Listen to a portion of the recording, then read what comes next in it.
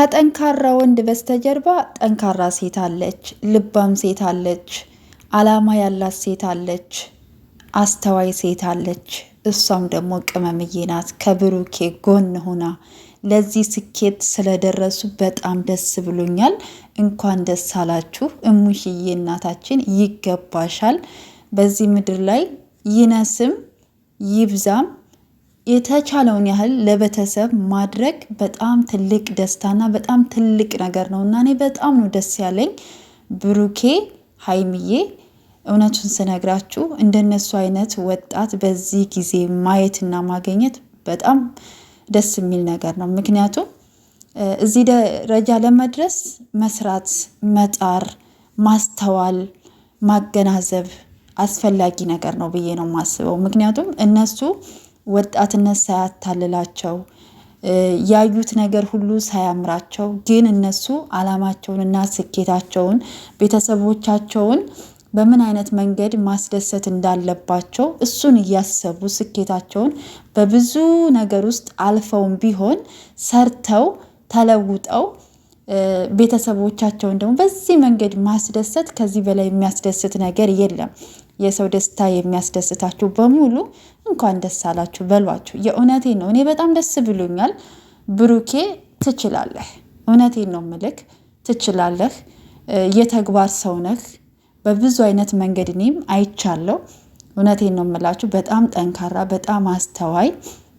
ሀይሚና ብሩኬ ማውራት አይፈልጉም፣ መናገር አይፈልጉም፣ ብዙ እንትን ማለት አይፈልጉም። ግን ሰርተው ማሳየት ነው የሚፈልጉት እና ይሄ ብዙ ጊዜ ይሄ በቃላት ድርደራ አይጠቀሙም። እነሱ ሰርተው ነው የሚያሳዩትና እንደዚህ አይነቱን ልጆች ደግሞ ስታዩ እናንተ ምን አይነት ስሜት ነው የሚሰማችሁ? በጣም ደስ የሚለው የሰው ደስታ የሚያስደስታችሁና እሙሽዬ ደግሞ ይገባሻል። እውነቴን ነው የምላችሁ እና ለዛውም ያላባት ያሳደገች እናት፣ ብዙ ዋጋ ከፍላ ላሳደገች እናት እኔ እንጃ አላቅም ከምላችሁ በላይ ማለት ነው። እና ማንም ሰው የማንኛችንም ቤተሰቦች በጣም ብዙ ዋጋ ከፍለውልናል ሁላችንም እና የነሱን ውለታ መክፈል አንችልም። በምንም አይነት ነገር እነሱ ለእኛ ያደረጉልንን ነገር መክፈል አንችልም። ግን እድሜና ጤና ሰጥቶልን በተቻለን አቅም በቃ አለናችሁ ብለን ማስደሰትን የመሰለ ነገር የለም። በቃ በዚህ ምድር ላይ ስትኖሩ እናትና አባታችሁን ባላችሁ አቅም አስደስታችሁ እለፉ። ከምንም በላይ ማለት ነው። እኔ እንጃ አላቅም። ቤተሰብ ስቆ እንደማየት፣ ተደስቶ እንደማየት፣ ስቀው እንደማየት የሚያስደስት ነገር የለም። እናትና አባት ከኛ ብዙ አይፈልጉም። በነገራችን ላይ ብዙ ነገር አይፈልጉም። እኛ እንጃ አላቅም። እኔ እንጃ የእናትና የአባት እንትን እኔ በጣም ነው የሚገርመኝ አንዳንድ ጊዜ ሳስበውና ብቻ በጣም ደስ ብሎኛል።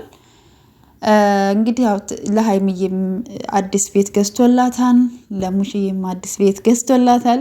እንግዲህ ትናንትና ወዳ ለሀይሚ የተገዛው ቤት ውሸት ነው የሙሽዬ ቤት ነው ስትሉ ለነበራችሁ እንግዲህ ዛሬ ደግሞ ምን እንደምትሉ አላቅም።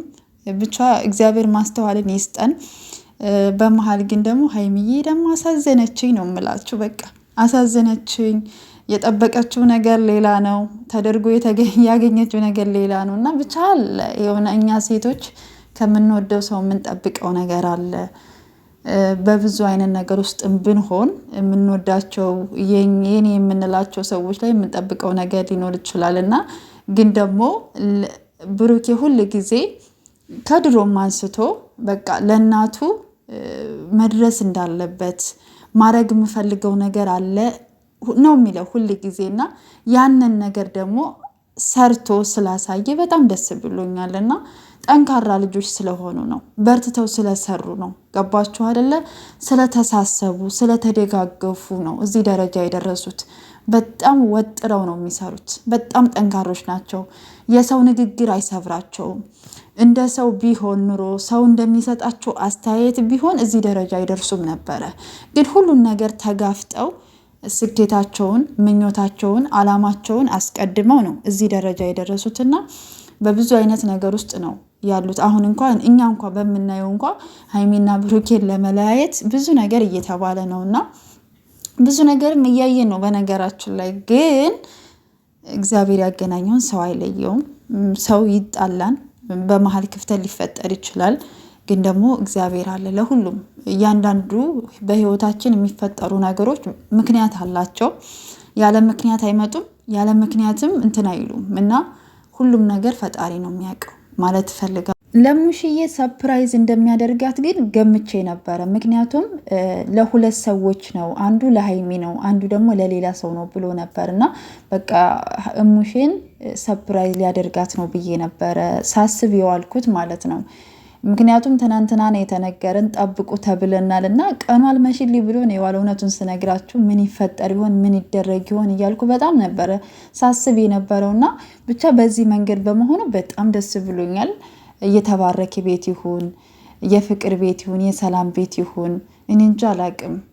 እድሜና ጤና ሰጥቷችሁ የምትኖሩበት፣ የምታረጁበት፣ የምትወልዱበት፣ የምትከብዱበት ቤት ያድርግላችሁ። የበረከት ቤት ያድርግላችሁ። የሰው ልጅ ሰላም ከሆነ ጤና ከሆነ ካሰበበት ቦታ ይደርሳል እና ሰላምና ጤና ይስጣችሁ። በቃ ከዚህ በላይ ምንም ነገር ስለሌለ የሰው ልጅ ጤና ካለው ሰላም ካለ ሁሉም ነገር ይደረስበታል ይሆናል ማለት ነው። እና ውድ ቤተሰቦች በያላችሁበት ሰላማችሁ ብዝት ብዝዝት ይበልልኝ። ለዚህ ቤት አዲስ የሆናችሁ ላይክ፣ ሰብስክራይብ እያደረጋችሁ ቤተሰብ ሁኑ። መልካም ጊዜ